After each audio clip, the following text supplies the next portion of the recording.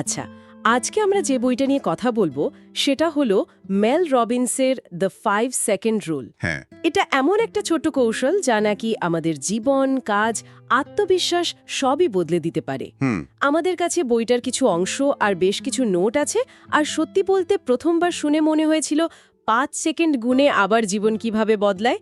কিন্তু এর পেছনে নাকি বেশ অবাক করা বিজ্ঞান আর মনোবিজ্ঞান কাজ করে। ঠিক তাই। আজকের আলোচনায় আমাদের উদ্দেশ্য শুধু নিয়মটা কি তা বলা নয়, আমরা বরং এর গভীরে যাব, দেখব এই আইডিয়াটা এলো কোথা থেকে, কেন এটা আমাদের মস্তিষ্কের উপর এমন জাদুকরী প্রভাব ফেলে। আর সত্যিই কি এটা আমাদের প্রতিদিনের দ্বিধা, ভয় আর আলস্যকে জয় করতে পারে?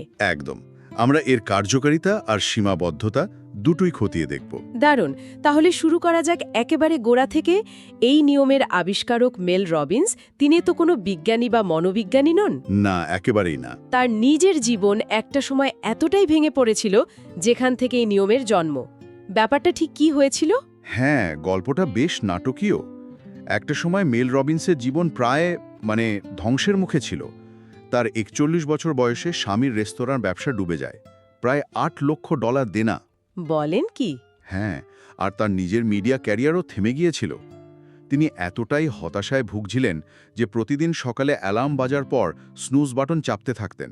ওহ, এটা তো খুব পরিচিত একটা সমস্যা। একদম। তিনি জানতেন তাকে উঠতে হবে, বাচ্চাদের স্কুলে পাঠাতে হবে, চাকরির খোঁজ করতে হবে, কিন্তু তিনি বিছানা থেকে নামার শক্তিটুকুও পেতেন না। এই অনুভূতিটা মনে হয় অনেকের কাছেই পরিচিত। যখন আমরা জানি কি করা উচিত কিন্তু শরীর বা মন একদমই সং দেয় না। এটাকে কি বলা যায়? মনোবিজ্ঞানের ভাষায় এটাকে অ্যাকশন প্যারালাইসিস বা কর্মের পক্ষাঘাত বলা যেতে পারে। এটা এমন একটা অবস্থা যখন আপনার মস্তিষ্ক সমস্যাগুলো নিয়ে এত বেশি ভাবতে শুরু করে যে তা আপনাকে আক্ষরিক অর্থেই পঙ্গু করে দেয়। আচ্ছা। মেল রবিন্স নিজেই বলেছেন, তিনি যত তার দেনা, বেকারত্ব আর ভবিষ্যৎ নিয়ে ভাবতেন, তার মন তত ভয় আর অজুহাত তৈরি করত।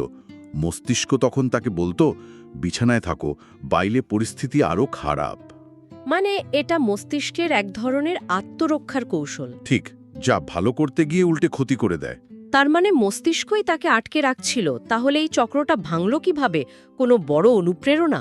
একেবারেই না। আর এখানেই মজাটা, কোনো বড় অনুপ্রেরণা নয়, বরং খুব সাধারণ একটা দৃশ্য। কি রকম? এক রাতে তিনি টিভি দেখার সময় একটা রকেট উৎক্ষেপণের কাউন্টডাউন দেখেন।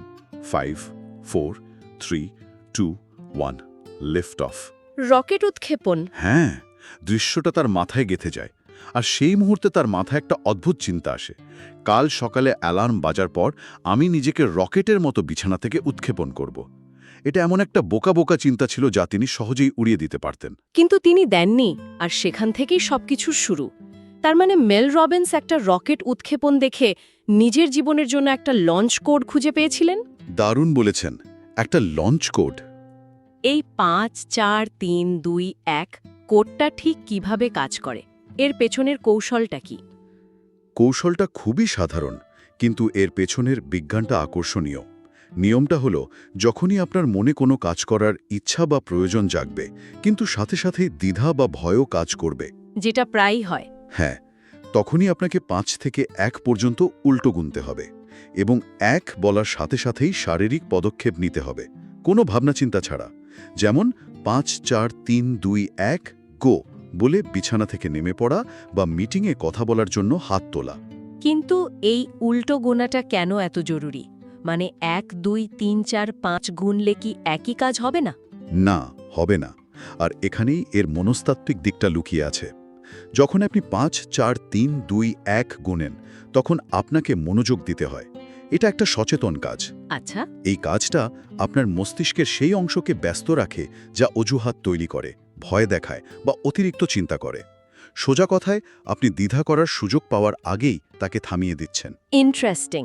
এই প্রক্রিয়াটা মস্তিষ্কের প্রিফ্রন্টাল কর্টেক্সকে জাগিয়ে তোলে। ভাবুন, আমাদের মাথার ভেতরে একজন সিইও বসে আছে, যে বড় বড় সিদ্ধান্ত নেয়। দ্বিধার মুহূর্তে সেই সিইও ঘুমিয়ে পড়ে, আর ভয় আর অজুহাত নামের জুনিয়র কর্মচারীরা অফিস চালাতে শুরু করে। হা হা হা। 5, 4, 3, 2, 1 কাউন্টডাউনটা হলো সেই সিইওকে ডেকে তোলার অ্যালার্ম। দারুণ উপমা। তার মানে অনুভূতির উপর ভরসা না করে সরাসরি কাজে নেমে পড়া। নাইকির ট্যাগলাইন জাস্ট ডু ইটের মতো। একদম। বইটাতেও বলা হয়েছে যে জাস্ট শব্দটা খুব গুরুত্বপূর্ণ, কারণ এটা স্বীকার করে নেয় যে কাজটা করতে আমাদের ভালো লাগবে না বা আমরা দ্বিধায় পড়ব। এই নিয়মটা সেই জাস্ট ডু ইট করার একটা বাস্তবসম্মত উপায়। আপনি দারুণ একটা পয়েন্ট ধরেছেন। আর মজার ব্যাপার হলো আমাদের মস্তিষ্ক অনুভূতির ওপর ভিত্তি করে সিদ্ধান্ত নিতেই বেশি পছন্দ করে, কারণ এটা সহজ এবং এতে শক্তি কম খরচ হয়। যুক্তির মাধ্যমে কাজ করতে মস্তিষ্কের শক্তি খরচ হয়। এই নিয়মটা আসলে সেই সহজ অনুভূতিচালিত রাস্তাটা সাময়িকভাবে ব্লক করে দেয় আর আপনাকে কাজের রাস্তায় ঠেলে দেয়, সাহায্য করে আমাদের মুড থাকুক বা না থাকুক। আচ্ছা, সকালে বিছানা থেকে ওঠার ব্যাপারটা তো বোঝা গেল, এটা একটা দারুণ শুরু। কিন্তু দৈনন্দিন জীবনের অন্যান্য বড় বড় চ্যালেঞ্জ, যেমন ধরুন অফিসে কোনো কঠিন কথা বলা বা অস্বাস্থ্যকর অভ্যাস বদলানো, সেক্ষেত্রেও কি এই ছোট্ট নিয়মটা একইভাবে কাজ করে? বইয়ে কি এমন উদাহরণ আছে? অসংখ্য উদাহরণ আছে। যেমন ম্যাল নামে একজনের কথা বলা হয়েছে, যিনি তার বসের সাথে নিজের ক্যারিয়ারের ভবিষ্যৎ নিয়ে কথা বলতে ভয় পাচ্ছিলেন। তিনি দিনের পর দিন এটা ফেলে রাখছিলেন। শেষে একদিন তিনি 5, 4, 3, 2, 1 গুণে সোজা বসের ঘরে ঢুকে যান এবং অবাক হয়ে দেখেন তার বস তাকে পুরোপুরি সমর্থন করেছেন। ওয়াও! আরেকজন ম্যাথিউ বড় বড় কোম্পানির সি লেভেল এক্সিকিউটিভদের ইমেল করতে ভয় পেতেন, ভাবতেন তাকে কেউ পাত্তাই দেবে না। তিনি এই নিয়ম ব্যবহার করে ইমেল পাঠানো শুরু করেন এবং উত্তরও পেতে থাকেন। তার মানে এটা আত্মবিশ্বাস তৈরিতেও সাহায্য করে, কিন্তু ব্যক্তিগত জীবনে যেমন কোনো খারাপ অভ্যাস ছাড়ার ক্ষেত্রে? অবশ্যই এখানে একটা বিষয় খেয়াল করার মতো। এই সব উদাহরণে একটা সাধারণ প্যাটার্ন আছে, তা হলো অ্যাক্টিভেশন এনার্জি। Activation energy? হ্যাঁ, মানে কাজ শুরু করার জন্য যে ন্যূনতম শক্তিটা লাগে। এই নিয়মটা আসলে সেই প্রাথমিক জড়তা কাটানোর একটা টুল। যেমন বেল নামে একজন মদ্যপান ছাড়ার জন্য সংগ্রাম করছিলেন। আচ্ছা। যখনই তার মদ খাওয়ার ইচ্ছা জাগত, তিনি 5, 4, 3, 2, 1 গুণে সাথে সাথে অন্য কোনো কাজে লেগে পড়তেন, যেমন এক গ্লাস জল খাওয়া বা হাঁটতে বেরিয়ে পড়া। এটা তাকে সেই মুহূর্তের ইচ্ছাটাকে পাশ কাটানোর শক্তি দিত। তার মানে এটা দীর্ঘমেয়াদী অভ্যাসের জন্য প্রথম ধাপ। শুধু 5 সেকেন্ড গুণে তো আর ম্যারাথন দৌড়ানো যায় না, কিন্তু দৌড়ানোর জন্য জুতোটা পরা যায়। ঠিক ধরেছেন, জুতোটা পরে ফেলাটাই সবচেয়ে কঠিন কাজ। বইয়ে চার্লির একটা অসাধারণ গল্প আছে। কি গল্প? তার ওজন ছিল 383 পাউন্ড। তিনি এই নিয়ম ব্যবহার করে 176 পাউন্ড ওজন কমান। অবিশ্বাস্য!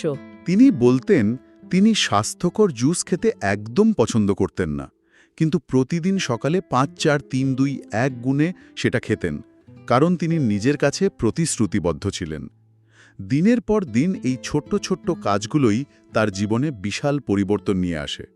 এটা তো গেল অভ্যাস আর কাজের কথা, কিন্তু ভয় বা অ্যাংজাইটির মতো গভীর মানসিক অনুভূতির ক্ষেত্রেও কি এটা কাজ করে? যেমন ধরুন কারো যদি প্লেনে চড়তে ভয় লাগে।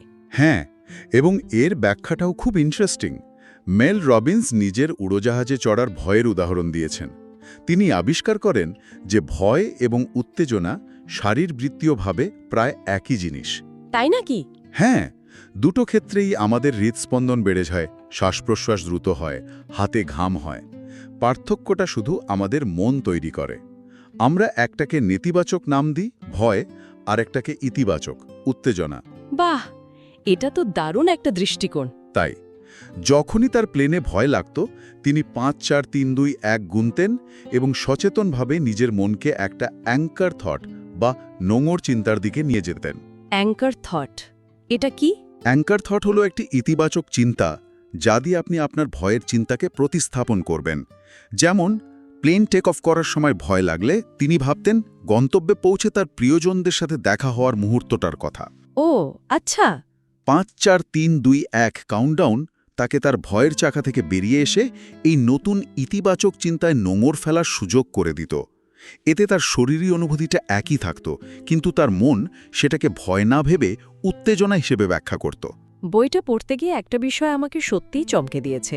আমি ভাবতাম বড় বড় ঐতিহাসিক মুহূর্তগুলো অনেক চিন্তাভাবনার ফসল, কিন্তু রোজা পার্কস বা মার্টিন লুথার কিংয়ের মতো মানুষদের জীবনের সিদ্ধান্তগুলো নাকি এমন 5 সেকেন্ডের মুহূর্তের ওপরই দাঁড়িয়েছিল। হ্যাঁ, এটাই নিয়মের সবচেয়ে শক্তিশালী দিকগুলোর একটা। এটা কিভাবে সম্ভব? রোজা পার্কস যখন বাসে তার সিট ছাড়তে অস্বীকার করেছিলেন, সেটা কোনো দীর্ঘ পরিকল্পিত আন্দোলন ছিল না। তিনি পরে এক সাক্ষাৎকারে বলেন ঘটনাটা খুব দ্রুত ঘটেছিল। তাই তিনি শুধু জানতেন যে তার সাথে অন্যায় হচ্ছে এবং তার ভেতরের প্রবৃত্তি তাকে বলেছিল না। তিনি যদি 5 সেকেন্ডও ভাবার সময় নিতেন তাহলে হয়তো তার মস্তিষ্ক তাকে ভয় দেখিয়ে চুপ করিয়ে দিত, গ্রেফতার হওয়ার ভয়, অপমানিত হওয়ার ভয়। ঠিক। কিন্তু তিনি সেই প্রবৃত্তির উপর ভরসা করে তাৎক্ষণিক পদক্ষেপ নিয়েছিলেন।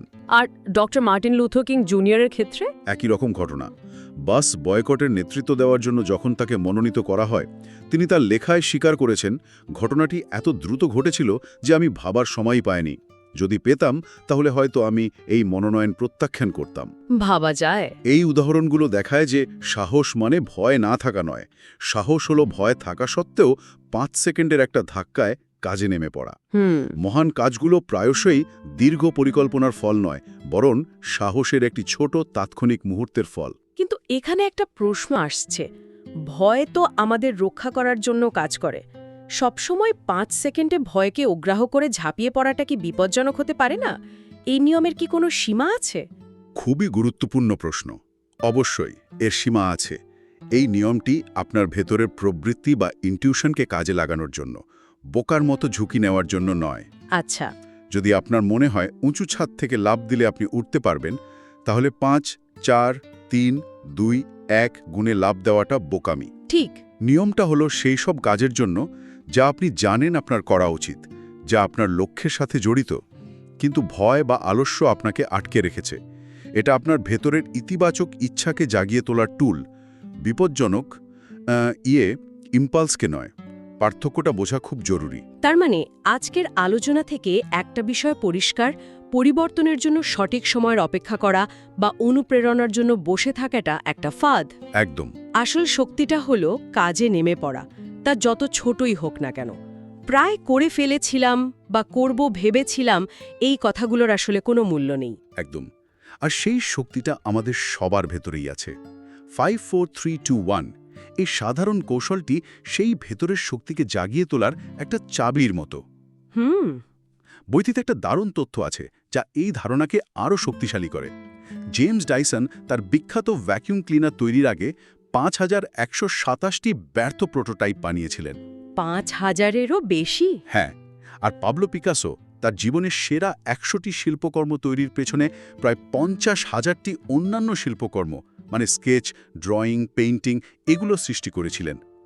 তারা কেউই প্রথমবারে বা অনুপ্রেরণার অপেক্ষায় থেকে সফল হননি। তারা বারবার শুরু করেছিলেন, হয়তো প্রতিবারই একটা ছোট 5 সেকেন্ডের সিদ্ধান্ত নিয়ে। ঠিক তাই। তাহলে আমাদের জন্য শেষ প্রশ্নটা এটাই হতে পারে, সাফল্য হয়তো একটা নিখুঁত কাজের ফল নয়, বরং বারবার নতুন করে শুরু করা সাহসের ফল। আজ এমন কোনো ছোট কাজ আছে যা আমাদের জীবনের একটা 5 সেকেন্ডের ধাক্কায় শুরু হতে পারে?